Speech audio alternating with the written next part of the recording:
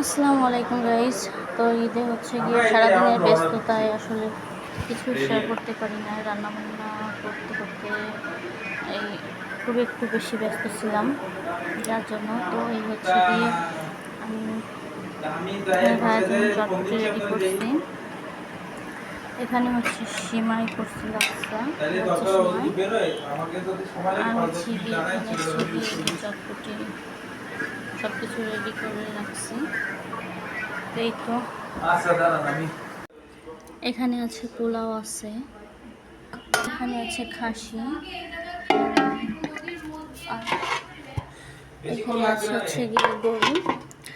তো এই তো তো এই যে সারাদিন কাজকাম শেষ করে এখন বসছি।